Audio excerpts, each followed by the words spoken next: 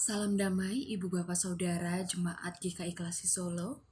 Pada Bina Iman pada hari ini kita akan bersama memperingati Kamis Putih. Mari sebelum itu kita bersatu hati di dalam doa. Mari kita berdoa. Bapa yang senantiasa memberikan cinta dan dirinya kepada setiap kami. Pada hari ini Tuhan, kami mau bersama merenungkan kebenaran firman Tuhan. Terlebih kami mau menghayati, mengingat peristiwa perjamuan malam terakhir, di mana Engkau membasuh dan juga mengadakan perjamuan makan bersama murid-murid-Mu. Tuhan yang kiranya mengurapi setiap hati dan pikiran kami, sehingga kami dapat mengerti seutuhnya bagaimana pengorbanan-Mu sampai di kayu salib. Terima kasih ya Tuhan, ini kami anak-anak-Mu siap untuk mendengarkan. Dalam nama Bapa, Anak, dan Roh Kudus kami telah berdoa dan mengucap syukur. Amin. Bacaan kita pada hari ini terambil dari Yohanes pasal 13 ayat 1 sampai 17. Lembaga Alkitab Indonesia memberikan judul Yesus membasuh kaki murid-muridnya. Sementara itu sebelum hari raya Paskah mulai, Yesus telah tahu bahwa saatnya sudah tiba untuk beralih dari dunia ini kepada Bapa. Sama seperti Ia senantiasa mengasihi murid-muridnya, demikianlah sekarang Ia mengasihi mereka sampai kepada kesudahannya. Mereka sedang makan bersama, dan iblis telah membisikkan rencana dalam hati Yudas Iskariot, anak Simon, untuk mengkhianati Dia. Yesus tahu bahwa Bapanya telah menyerahkan segala sesuatu kepadanya dan bahwa Ia datang dari Allah dan kembali kepada Allah. Lalu bangunlah Yesus dan menanggalkan jubahnya. Ia mengambil sehelai kain lenan dan mengikatkannya pada pinggangnya. Kemudian Ia menuangkan air ke dalam sebuah basi dan mulai membasuh kaki murid-muridnya, lalu menyekanya dengan kainnya yang terikat pada pinggangnya itu. Maka sampailah Ia kepada Simon Petrus. Kata Petrus kepadanya, "Tuhan, Engkau hendak membasuh kakiku?" Jawab Yesus kepadanya, "Apa yang kuperbuat, engkau tidak tahu sekarang, tetapi engkau akan mengertinya kelak." Kata Petrus kepadanya, "Engkau tidak akan membasuh kakiku sampai selama-lamanya." Jawab Yesus, "Jikalau aku tidak membasuh engkau, engkau tidak mendapat bagian di dalam aku." Kata Simon Petrus kepadanya, "Tuhan, jangan hanya kakiku saja, tetapi juga tangan dan kepalaku."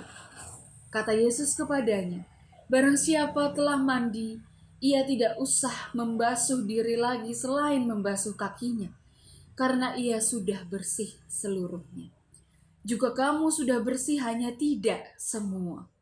Sebab ia tahu siapa yang akan menyerahkan dia, karena itu ia berkata, tidak semua kamu bersih."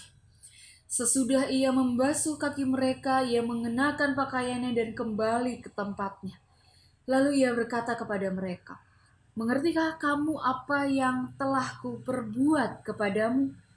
Kamu menyebut aku guru dan Tuhan, dan katamu itu tepat. Sebab memang akulah guru dan Tuhan.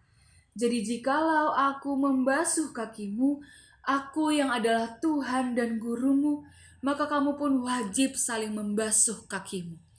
Sebab aku telah memberikan suatu teladan kepada kamu, supaya kamu juga berbuat sama seperti yang telah kuperbuat kepadamu. Aku berkata kepadamu, sungguhnya seorang hamba tidaklah lebih tinggi daripada tuannya, ataupun seorang utusan daripada dia yang mengutusnya. Jikalau kamu tahu semua ini, maka berbahagialah kamu jika kamu melakukannya." Demikianlah firman Tuhan. Berbahagialah setiap kita yang mendengar, memelihara, dan melakukannya dalam kehidupan hari lepas hari. Hosiana. Ibu bapak saudara, Ini adalah momen kita memperingati Kamis Putih. Adakah di antara ibu bapak saudara yang ingat apa yang biasanya kita lakukan dalam ibadah Kamis Putih? Terlebih sebelum pandemi, begitu. Ya, ada proses pembasuhan kaki dan perjamuan makan. Saya ingat betul pada pengalaman pertama menyaksikan dan melakukan pembasuhan kaki.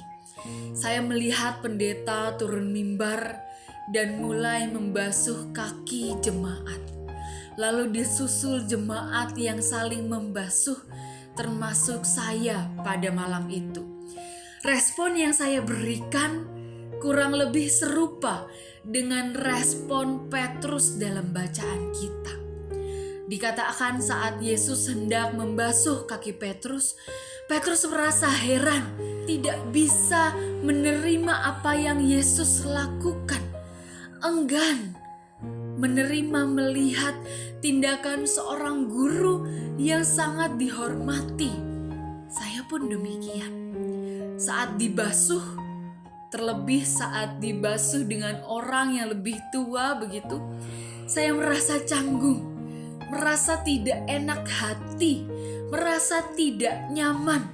Pun sebaliknya ibu bapak saudara, saat saya mulai membasuh kaki orang lain, saya merasa canggung, malu, mau gak mau, dan setengah hati. Saat mengingat momen itu kembali, saya menyimpulkan betapa sulitnya untuk merendahkan hati, sulitnya untuk memberi diri di tengah ego, di tengah pride diri yang sangat kuat. Membayangkan Yesus pada malam itu mengadakan perjamuan makan, mengundang para murid dengan latar suasana kebersamaan, kekeluargaan yang sangat hangat. Yesus sebagai guru, Yesus sebagai pemimpin yang sangat dihormati, yang sangat dikagumi, yang sangat disegani. Mengingat setiap mukjizat, setiap pengajaran, dan setiap pelayanan yang Yesus lakukan. Jika mau ibu bapak saudara, bisa saja bagi Yesus untuk bersikap sombong. Ia meminta untuk dilayani, diberi fasilitas, diberi penghormatan, dan lain-lain. Tetapi pada malam perjamuan terakhir ini, Yesus justru memilih jalan kerendahan hati. Ibu bapak saudara, pada zaman Yesus sudah menjadi tradisi bagi orang Yahudi untuk membasuh kaki sebelum masuk ke ruang perjamuan makan, sebelum masuk ke suatu rumah tertentu. Tujuannya agar setiap orang yang datang itu masuk ke dalam rumah dalam keadaan tubuh yang bersih. Nah, biasanya jika ada tamu kehormatan, tamu tersebut akan dibasuh oleh tuan rumah yang memerintahkan seorang hambanya. Namun pada malam ini, Yesus yang mengundang para murid masuk ke dalam perjamuan makan, Yesus yang berarti adalah seorang tuan rumah, pada malam itu tidak memerintahkan orang lain atau tidak memerintahkan seorang hamba, tetapi justru ia yang mengambil tempat seorang hamba. Ia membasuh kaki para murid sendirian. Disinilah letak kasih Yesus yang diungkapkan dalam wujud kerendahan hati.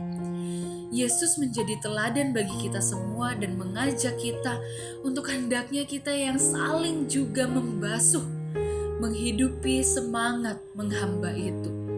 Tidak menjadikan dunia ini sebagai ajang perlombaan, siapa yang lebih pintar, siapa yang lebih hebat, siapa yang lebih baik, lebih mahir, lebih layak untuk dihormati, atau merasa tinggi hati dan merasa, aku kan orang penting di gereja ini. Aku kan orang penting di masyarakat. Aku ini orang berada, orang yang dipandang, disegani oleh orang-orang lain. Kamu itu siapa sih? Maka harusnya yang membasuh kaki adalah kamu, bukan saya. Atau pernahkah ibu bapak saudara, seringkali ini terjadi di antara kehidupan kita begitu istilah merendah untuk meroket. Kita merendahkan hati, tetapi sebenarnya ingin dipuji-puji. Misal, duh maaf ya, rumahnya hanya seperti ini. Rumahnya berantakan, padahal rumahnya besar, rumahnya mewah, ia sangat tertata rapi. Atau aduh maaf ya, aku lagi gendut banget nih, kemarin nimbang 45 kg. 45 kg ibu bapak saudara, apakah itu tanda gendut? Apakah ia benar-benar merasa rendah hati begitu? Atau maaf ya, makanannya yang disediakan seadanya. Padahal yang disediakan lengkap lauk pauknya dari darat, laut, dan udara. Ibu bapak saudara yang dikasihi Tuhan Yesus Kristus, Yesus saja datang dengan warna kerendahan hati yang sejati. Bukan sebagai Tuan, bukan sebagai bos, tetapi sebagai hamba. Oleh karena itu, maukah kita? Maukah ibu bapak saudara dan saya yang bukan apa-apa ini, yang tidak ada apa-apanya ini menghidupi semangat menghamba itu? Membasuh kaki orang lain, merendahkan hati, merendahkan diri, memberi diri, dan kemudian menghilangkan ego, menghilangkan pride diri yang seringkali membelenggu hati dan diri kita. Kiranya ini menjadi perenungan kita bersama pada Kamis Putih ini. Amin. Tuhan Yesus memberkati kita semua.